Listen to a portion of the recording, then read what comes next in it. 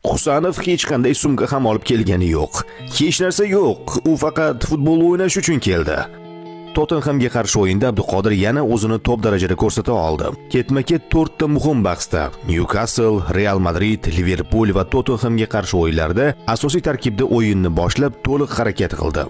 Kechagi bahsdan keyin esa Gvardiola Husanovni maqtab qo'ydi. Menga yoqadigan narsa Husanov allaqachon kiyinish xonasida juda yoqimtoy bo'lib ulgurgan. Tottenhamga qarshi o'yin uchun safarga hech qanday sumkasiz, hech narsasiz keldi. U faqat futbol o'ynash uchun keldi va unga gapirsangiz u doim kulib turadi. Ammo u ishonchli futbolchi. Juda tez, juda chaqqon, to'p bilan uzatmalari juda ham sifatli. U himoya chizig'ini yorib o'tishga qodir. Albatta, u hali o'sishi kerak, lekin atigi 20 yoshda. Juda yosh. Men juda tezkor futbolchilarni ko'rganman. U ham shular qatorida. Hamma uni yoqtiradi. Kam gap, mehnatkash, hech qanday shikoyat yo'q, juda ham kamtarin. Ishonchim komil, muxlislarimiz ham uni yaxshi ko'rib qolishadi. Bizga aynan mana shunday futbolchi kerak edi.